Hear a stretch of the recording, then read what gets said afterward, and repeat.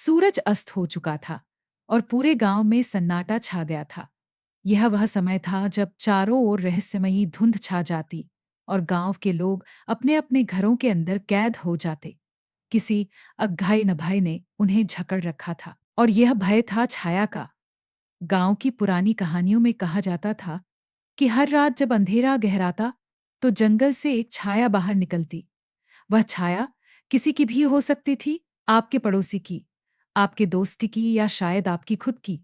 जो भी उसे देखता, वह रात में कभी वापस नहीं आता। लोग अपनी अपनी खिड़कियों पर मोटे पर्दे डालकर सोते थे ताकि कोई भी उनकी आंखों में झांक न सके। उस रात की शुरुआत भी ऐसी ही हुई थी, लेकिन रवि और उसके दोस्त इस डर से अनजान थे, बेजवान थे, बेखबर थे और हमेशा की तरह साहसी। उन्होंने इस छायाती की कहानी को बकवास समझा और हंसते हुए कहा, हम क्यों डरे? यह सिर्फ बड़ों की कहानियां हैं ताकि हम घर से बाहर न जाएं। रवि और उसके चार दोस्तों ने निर्णय किया कि आज वे जंगल में जाकर इस छाया का सच पता लगाएंगे। उन्होंने अपने साथ कुछ टॉर्च और लकड़ी के डंडे लिए और निकल पड़े। जंगल के रास्ते में हवा में एक अजीब सा ठंडापन था। रात का अंधेरा इतना घना था कि टॉर्च की रोशनी भी धुंधली पड़ रही थी। जंगल में कुछ दूर चलने के बाद उन्हें चारों ओर से सरसराहट की आवाजें सुनाई देने लगीं। उनके कदम धीमे हो गए। अचानक एक आवाज आई, मानो कोई उनके पीछे चल रहा हो। रवि ने मुड़कर देखा, लेकिन वहां कोई नहीं था। उसकी सांसें तेज हो गईं। उसने धीरे से पूछा। सभी ने सहमति में सिर हिलाया। चलो वापस चलते हैं, उनमें से एक ने कहा, लेकिन रवि ने उसे रोकते हुए कहा, नहीं, हम आए हैं तो हम पता करके ही जाएंगे। वे फिर आगे बढ़े, लेकिन अब हर कदम के साथ उनका दिल और तेज धड़क रहा था।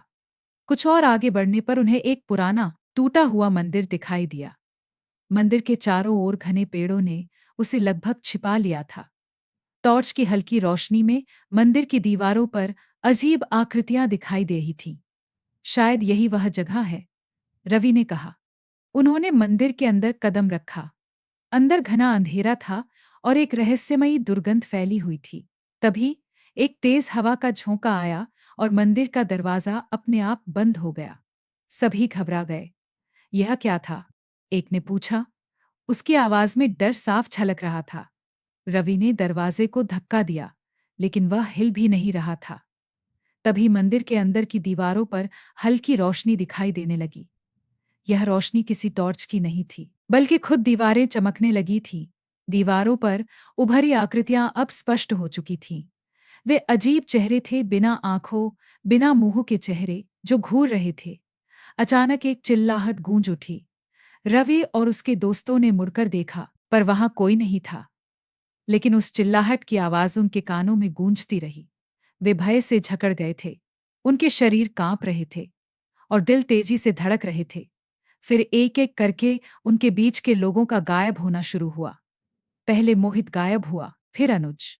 हर कोई दौड़ने लगा, पर रास्ता कहीं नहीं मिल रहा था। यह ऐसा था जैसे जंगल खुद उन्हें निगल रहा हो। रवि अकेला रह गया। उसकी टॉर्च की बैटरी खत्म हो चुकी थी और अब वह पूरी तरह अंधेरे में था। तभी उसने महसूस किया कि कोई उसके बहुत करीब है। एक ठंडी सांस उसकी गर्दन को छू गई। उसने धीरे से पीछे मुड़कर देखा और वहां थी छाया। उसका चेहरा बिल्कुल वैसा ही था जैसा दीवारों पर उभरे चेहरे थे, बिना आंखों का, बिना मुंह का। पर उसकी घूरती हुई उपस्थिति ने रवि के रोंगटे खड़े कर दिए। रवि ने दौड़ने की कोशिश की, पर उसके पैर जैसे जमीन से चिपक गए थे। वह चाहकर भी हिल नहीं पा रहा था। छाया धीरे धीरे उसकी तरफ बढ़ रही थी। रवि की सांसें थम रही थीं। उसकी आंखों के सामने अंधेरा छाने लगा और फिर अचानक सब कुछ शांत हो गया। अगली सुबह गांव के लोग जब जंगल के किनारे पहुंचे तो उन्हें कुछ भी नहीं मिला। रवि और उसके दोस्त गायब थे। सिर्फ टूटा हुआ मंदिर अब भी वहां खड़ा था, मानो कुछ हुआ ही न हो। पर मंदिर के अंदर की दीवारों पर अब 5 और चेहरे उभर आए थे। रवि और उसके दोस्तों के गायब होने की खबर पूरे गांव में आग की तरह फैल गई। गांव के बुजुर्गों ने इसे छाया की शापित रात का परिणाम बताया, लेकिन गांव के युवा इसे एक महज दुर्घटना मानने लगे। कुछ लोग कहते थे कि जंगल में जंगली जानवरों, तो कुछ ने सोचा कि वे रास्ता भटक गए होंगे। लेकिन सच्चाई का कोई ठिकाना नहीं था। रवि की माँ, सविता, इस दुख से टूट चुकी थी। हर रात वह अपने बेटे की राह देखती, पर उसकी आंखों में उम्मीद की कोई किरण बाकी नहीं थी।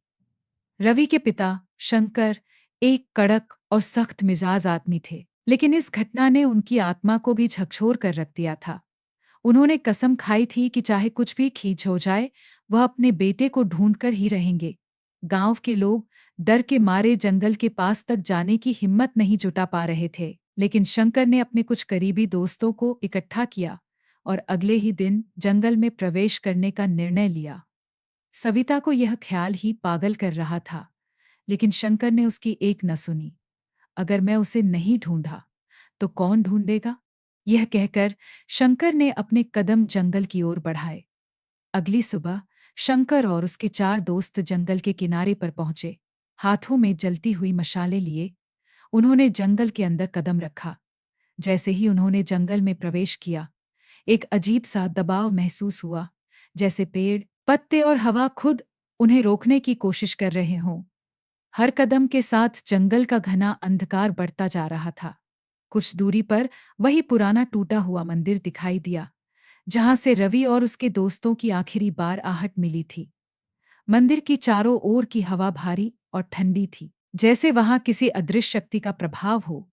शंकर और उसके साथियों ने मंदिर के अंदर कदम रखा, लेकिन उन्हें कुछ भी असामान्य नहीं लगा। दीवारें शांत थीं और वह चमकती हुई रहस्यमयी आकृतियां भी अब गायब थीं। यहाँ कुछ नहीं है, शंकर के एक साथी ने कहा। हमें वापस जाना चाहिए। लेकिन शंकर ने एक झलक देखा, मंदिर के कोने में मिट्टी पर कुछ अजीब निशान। वे निशान किसी के खींचे जाने के थे, जैसे किसी को जबरदस्ती घसीटा गया हो। शंकर ने उन निशानों का पीछा किया और वे निशान मंदिर के पीछे के घने जंगल में जा रहे थे। यह निशान किसी इंसान के हैं, शंकर ने कहा।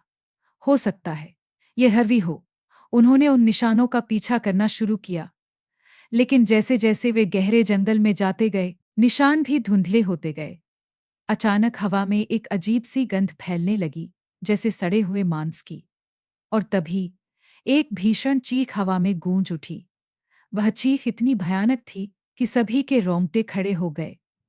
शंकर के साथियों ने मुड़कर भागने की कोशिश की, लेकिन शंकर ने उन्हें रोका। नहीं, हमें आगे बढ़ना होगा। उनकी आंखों के सामने जंगल का दृश्य बदलने लगा। पेड़ अब इंसानी आकार में बदल रहे थे। उनके चेहरे विकृत और डरावने थे। शंकर और उसके साथी अब किसी भयानक भ्रम में फंस चुके थे। तभी उन पेड़ों में से एक पेड़ के पास से एक परछाई तेजी से निकली। यह वही छाया थी जिसे लोगों ने कहानियों में सुना था। शंकर के साथी भय से चिल्लाते हुए भागने लगे, लेकिन छाया ने एक-एक करके उन्हें जकड़ लिया। हवा में उनकी दर्दनाक चीखें गूंजने लगीं।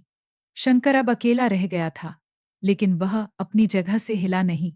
उसकी आंखों में केवल एक ही ध्येय था, अपने बेटे को बचाना।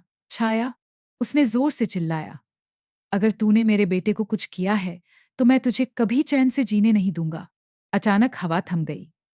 छाया अब शंकर के सामने खड़ी थी। उसकी आंखों की जगह 2 गहरे गड्ढे थे और उसकी उपस्थिति इतनी भारी थी कि शंकर घुटनों पर गिर पड़ा। छाया ने अपना हाथ बढ़ाया और शंकर के ऊपर मंडराने लगी।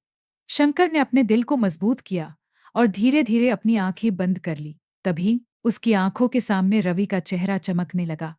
रवि एक अंधेरे कोने में खड़ा था, लेकिन उसकी आंखों में अब कोई जीवन नहीं था।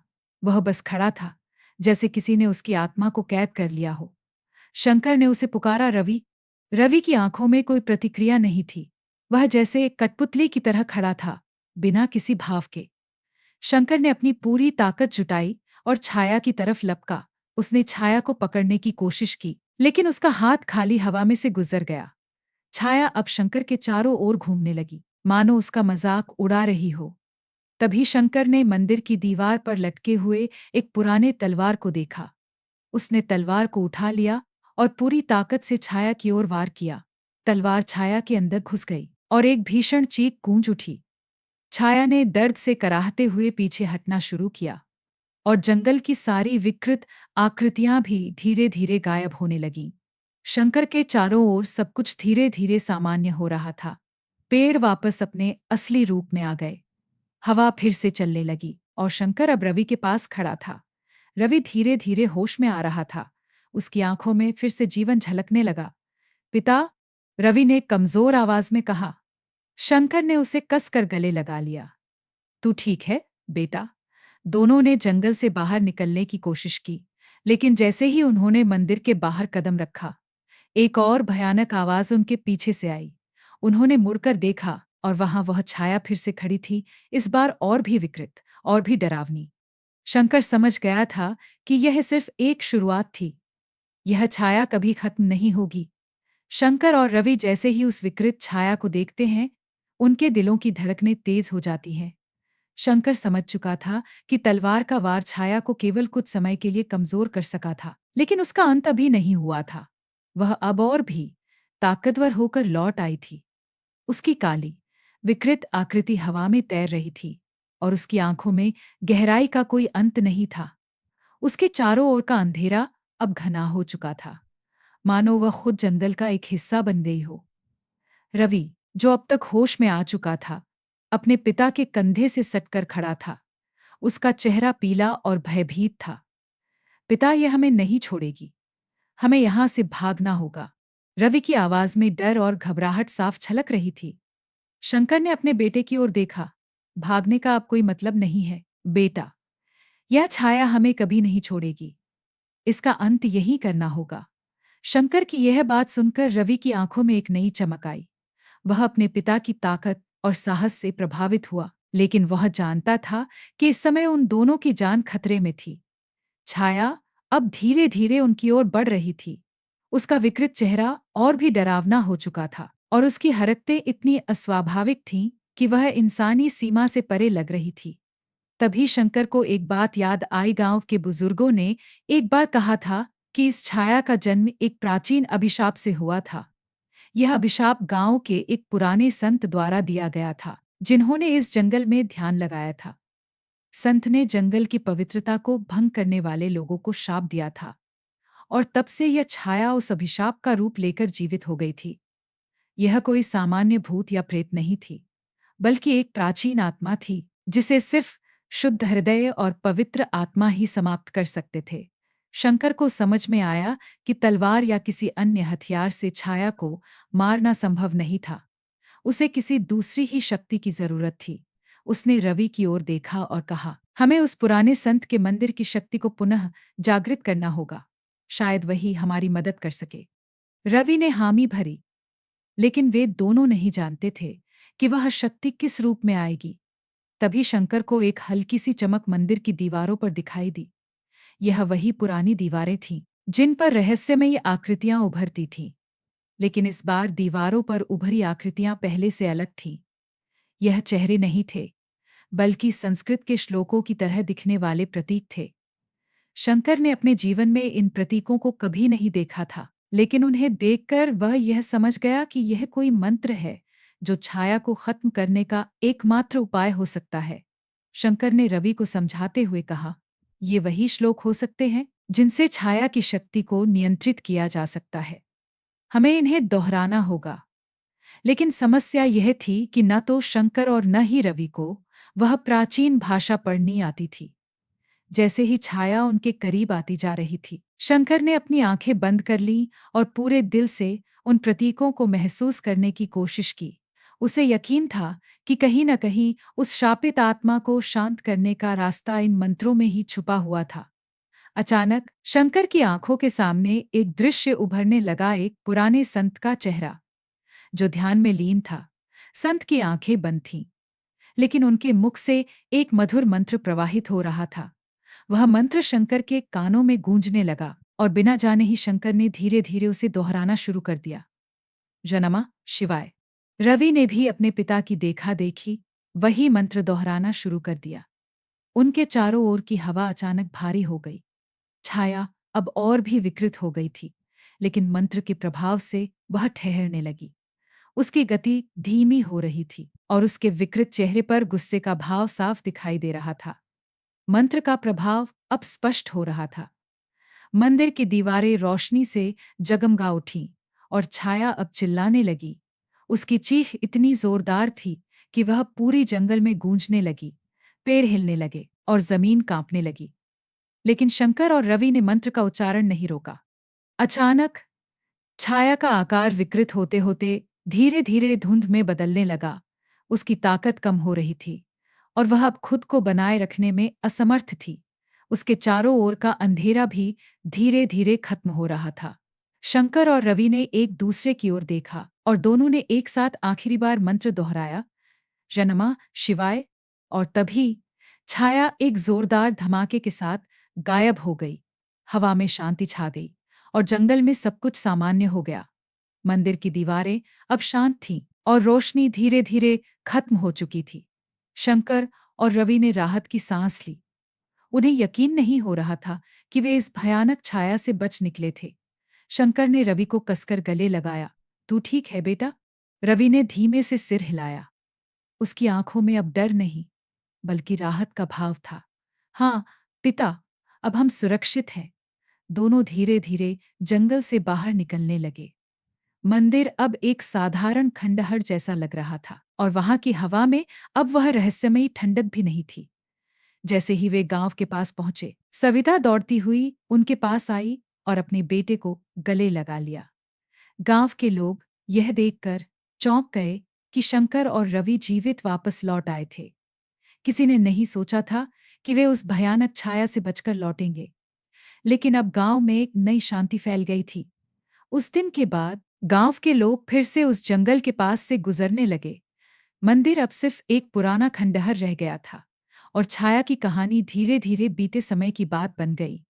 शंकर और रवि ने उस भयानक रात को कभी नहीं भुलाया, लेकिन उन्होंने यह भी समझ लिया था कि कभी कभी डर से लड़ने का एकमात्र तरीका उसका सामना करना होता है।